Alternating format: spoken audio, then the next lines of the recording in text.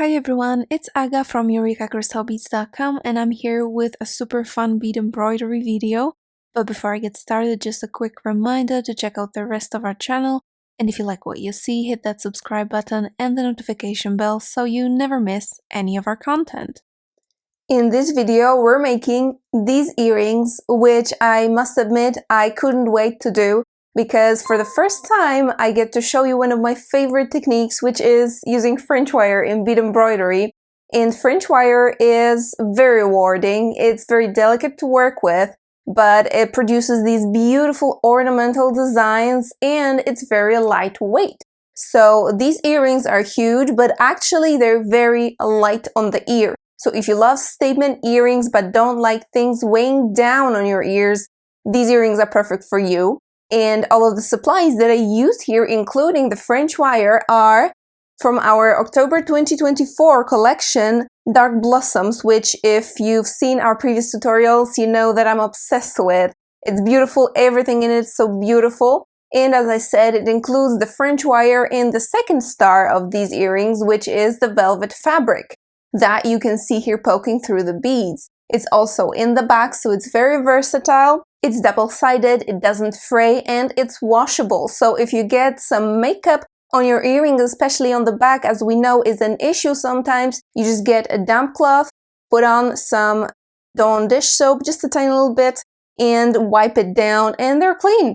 Okay, so let me show you what you need to make these and all the steps of creating them. By the way, because I wanted to go into more detail, especially with the French wire, this tutorial will be in two parts. So this is part one. I hope you love it.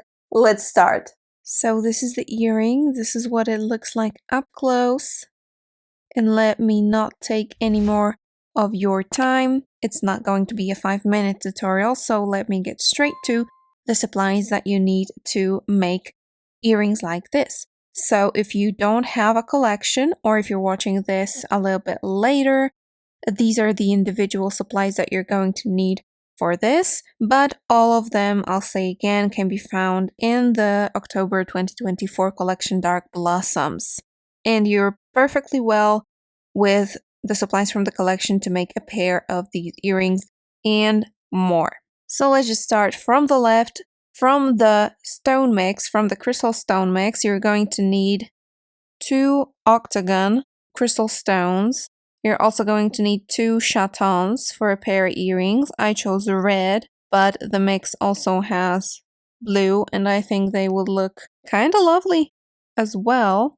Now, because this is an earring, you're gonna need some earring findings. These were also in the collection, and I think nothing will match this earring better than these earring posts. To that, I just added a jump ring, so 2 jump rings for 2 earrings in total, and the jump rings were not in the collection. I'm also going to use 2 O beads just in here, so they're not obligatory. I just added them because they were in the collection and they fit here kind of nicely. Then I have 2 red 4mm fire polish beads that were also in the collection, and I just used the 2 in here up top just to match the color of the crystal, and I think they work great to hang the earring on. Next up, I have 3 4mm bicone beads that were in the mix that is in the collection. It has a lot more colors, so you can choose from them, but I chose these 3 because they match the seed beads, the peachy pink seed beads, so well. So speaking about seed beads, you're going to need treasures or delicas, around 15 O's, around 8 O's, and I'm going to be using 2 colors of around 11 O's. And it doesn't really matter if it's Miyuki or Toho or any other brand. I'm going to be using Miyuki because they are in the collection. Because this is bead embroidery, you're going to need something to bead on. And in the collection, we've included this gorgeous velvet fabric in dark, very dark green. That is perfect to embroider on. It's a little bit soft, so it's not as stiff as beading foundation, but it looks beautiful. So that's why I just left it a little bit open and I didn't fill up all of the space with beads because I actually did want this velvet fabric to show. It's also perfect for bead embroidery because it doesn't fray at all at the edges here. Here I have some scraps that were left from when I made this one, and don't throw out your scraps because they may actually come in handy. Now the star of the show is definitely French wire, and you get this much in the collection. This should be about 3 grams or 60 inches. This sounds like not much, but it's this entire bag that will last you 1 pair of earrings. So you can just make 1 pair with 1 collection, but we also have this French wire in small packets. So if you want to make something more, you can always get more of that French wire. And normally you would use it to secure the ends of your beading wire when you're making a strong necklace. But in here, I'm being a little bit more creative. This technique of embroidering with French wire is actually from the military, because the military uniforms were embroidered with French wire. It's also called gimp wire or pearl. And originally they would embroider military uniforms with that. Yeah. So that's where this technique comes from. But enough about the French wire. The next thing you're gonna need is some stiff paper or cardboard. Here I have one that was from a cat toy, I believe. And we're gonna use it to make our pendant stiff because, as I said, this velvet fabric is kind of soft. Then for tools, we're gonna need a needle, and I do recommend a fine needle, so size 12 will do great, 11 will do fine as well, but I don't recommend any thicker than that, so size 10, not really, because you might have problems with your French wire especially. For thread, I'm going to be using nylon threads, so here I have 1G that I'm going to use on the edge, because I don't want it to show along the edge. And for everything else, I'm going to be using light gray or gray, I think 1G. In addition to that, here I have some pliers to open and close my jump ring.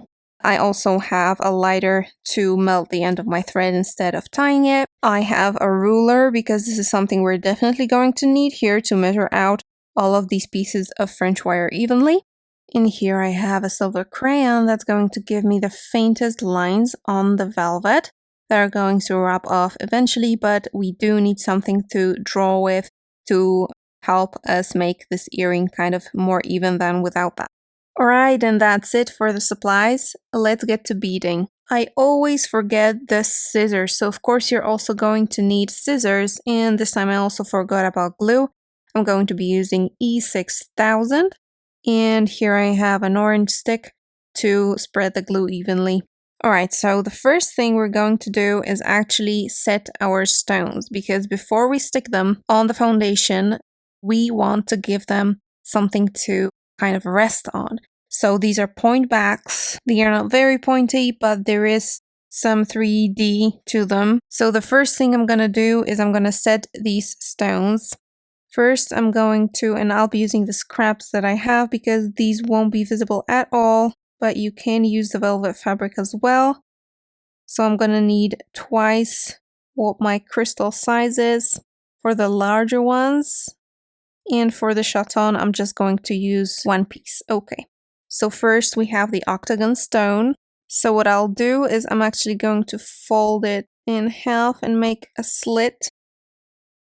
And then I'm going to cut out a hole in this velvet fabric so that the back of the crystal can poke through it.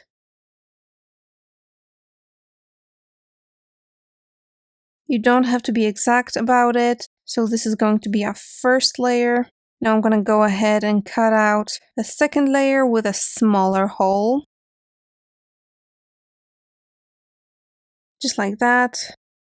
And now I'll take my glue and put just a little bit on the rim of the crystal. So you skip the middle and just put the glue on the edges. A very thin layer is okay. I'm going to put on my first layer with the larger hole and make sure you don't get any of the glue on the front of the crystal. Right away I'm going to put on my second layer. So I take some more glue and I spread it around again. Now my second layer, I'll align it more or less to the middle and squeeze a little bit. Now when you put it down, it doesn't rock at all, so it has more or less a flat back here, and it will be easier to bezel it. Now for the chaton, I cut out a small square. It's just gonna be easier, and we're just going to be using one layer to buck it up. So I make a small slit again, and I cut out a small round hole. Just about this big, so really a small hole. Some glue on the rim of the crystal again, just a little bit, and be careful not to get it in the front of the crystal. So I'm gonna be very, very careful here. And I'm gonna put on this piece here, center it, and squeeze for a little bit. We're gonna let it dry for a little bit, and while the glue dries on these, we're going to prepare our foundation before we start embroidering on it. Alright, so I got myself some nice hard surface to work on, and to have a safe margin to embroider on, you're going to need a piece of velvet fabric that is about 2¾ inches by 3 inches. And I'm gonna draw a straight line somewhat in the middle of that fabric. So I'm just gonna mark the middle, and I'm gonna draw a straight line across it, more or less, because as I said, we have a safe margin. So now we're going to position our stones. A safe position to place our octagon stone is about 1 inch from the top of the fabric. So I'm just going to mark where the middle of the stone is going to be. And now you can use your ruler, or you can use anything with a right angle to just make this line a little bit longer, because we want to know later on where to put these side decorations. So we want a straight angle through to the sides, more or less like this. Now we're going to mark the middle of the second stone, and it is going to be roughly just short of 3/4 of an inch. So I'm measuring from where these two lines are crossing. Here's my 1, 2, 3/4 of an inch, and I'm going to go just short, like between 5/8 of an inch and the 3/4, so 6/8 of an inch. So there's where the middle of my smaller stone is going to be. Alright, and that's the entire plan for our earring, actually. So we don't need anything more. And I'm going to stick both of the stones at the same time to let them dry at the same time. That just is going to be quicker. But you can first do the octagon, do the outline here, and only then stick on the chaton and do the outline around that. Okay, let's get on to the next step. And the next step is going to be cutting out these stones from these settings. So first I just cut off roughly the excess, and then I'll cut more closely to the stone. Ideally, you want the fabric to go just along the edge of your stone. That's it. As you can see, the ring of velvet is kind of small, kind of thin, and there it goes more or less along the edge of the stone. I'm going to do the same with the 2 layers over here. Alright, this is what we want, more or less like this. Now we're gonna stick them onto the foundation, the velvet, and we're gonna do some more weighting. I'm going to try and stick it with the middle of it right where the lines cross. Now it's time for the little one. Again, I'm gonna be very careful here not to get any of the glue on the front of the crystal. Alright, now while this dries for at least an hour, we can go ahead and pre-cut the pieces of our French wire. So we can take out a piece of our French wire, because inside of one baggie there's not one continuous piece but some more smaller pieces, which doesn't matter because we're going to cut it up anyway. So what you're going to need is a bunch of 1/4 of an inch pieces, and you're going to use them a lot, so you can just cut some more as you go. Then you're going to need 3 pieces that are 1/2 inch plus 1/8. So half an inch plus 1/8. You're gonna need 4 pieces that are just over half an inch, and I mean just a little bit over, like that. You're gonna need 4 pieces that are 3/8 of an inch, just like that. 1, 2, 3/8. And then 12 pieces that are exactly half an inch, just like that. So I'm gonna cut it all up right now, and you can go ahead and cut French wire with scissors. The way I like to do it is cut the first piece by holding it to a ruler, and then I'm just going to hold it up, even it out with the rest of my French wire, and cut the same length and cut all of the pieces from that first piece.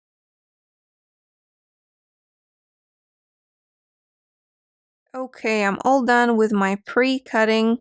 I put the pieces of my French wire away. Now I'm ready to bezel my stones. As I was cutting, the glue has mostly dried, so I put about half a wingspan of thread on my needle. I melted the end of my thread into this little flat ball, and I'm ready to start the bezel. Now for this bezel to come out as perfect as in here with everything nicely in the middle, you want to start on this shorter side, just off this corner here, so not exactly in the middle, because we want a first pair of beads, and we're going to be using delicas for the bezel, to end roughly in the middle of this short side of the octagon. So I'm going out in between these beads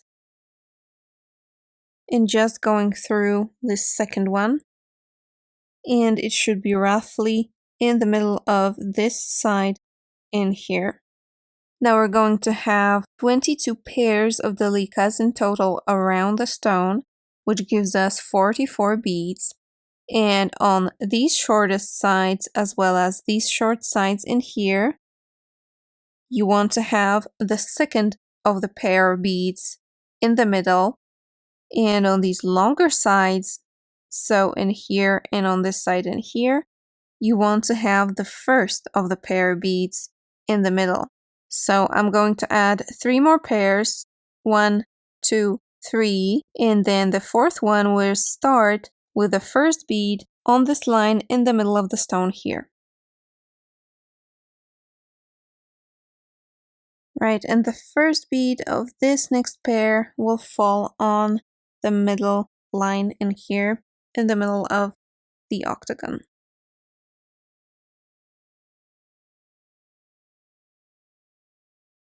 Right, and the third pair from that middle one is going to fall with its second bead in the middle of this shortest side in here.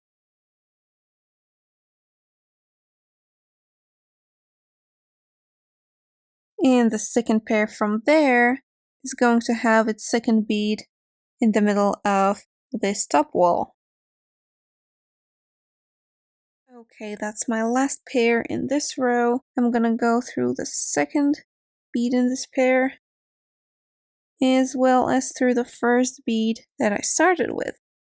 And I'm ready to do the new row.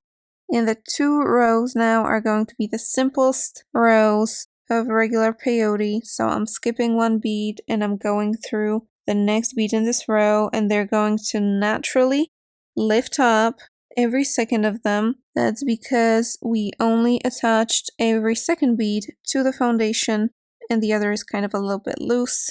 So I'm just skipping 1 and adding 1 delica in each space.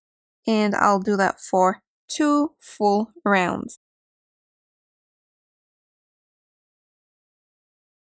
And that concludes my third row. For row number 3, I'm going to start with a 15 instead of delica in here. Then I'm gonna go with 4 delicas.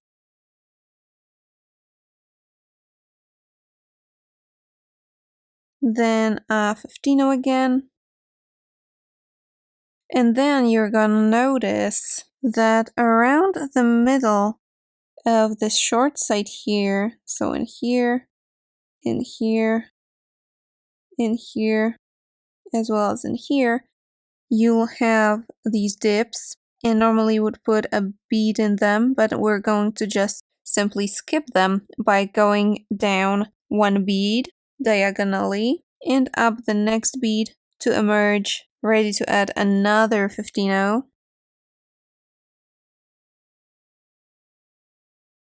Then a delica in the middle of this side, another 15-0 here. Now we're going to preserve the dip, go down one bead and up the next one, 15-0. 4 delicas on this side,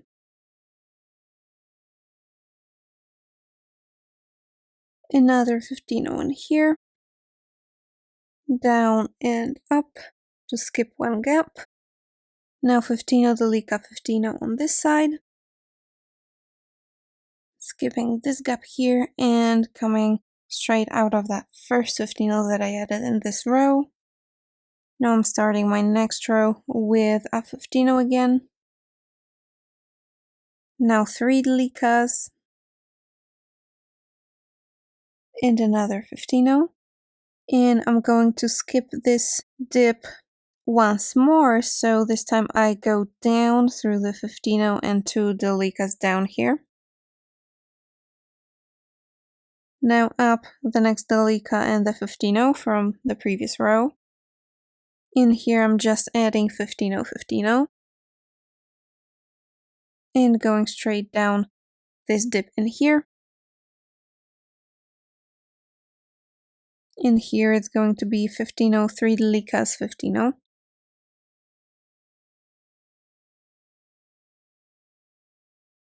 Down, up, 15-0, 15-0, down, up, and that's the next row. I'm starting with the 15-0 again. Then you might have guessed it, 2 delicas. Closing this side with a 15-0 and going down, up, and in here on top, on the tip of this side that we're just finishing, you want to add delica, just because there's too much space for a 15-0 and it wouldn't look that good. Going down, and we have one side finished. Back up on this side, starting with a 15-0, then 2 delicas, 15-0, down, up, a delica, down, up again, and that's the next row, starting with a 15-0, 1 delica, 1 more 15-0. And for this one, it doesn't really make sense to make 2 more rounds when these sides are already finished. So I'm just going to turn right back by going through the bead below the one that I'm currently coming out of and going a few beads back, not all the way back, so 3 beads. Then I'm gonna go down from the bead that I'm currently coming out of. So I'm coming out of this delica here. So I'm just going to go 1 bead down, 1 bead up, now 1 bead down again, and finally I'm ready to turn back again, and I'll be starting the new row on this side. And now I'm ready to add another 15-0 on here, and a 15-0 on the other side. And again, I'm going to be turning back by going through beads in sort of a zigzag. So I'm going through 2 beads here, 1 bead down again, and through 2 more beads. And I can turn right back to add my final bead here, which is going to be a delica. Now I'm going to go all the way down again. You don't have to do it in one move. I'm gonna go through the beads on this side again, up and down, because we don't need to add anything in here anymore. And up on this side. And I'll do the same with the turning back and everything to finally finish my bezel.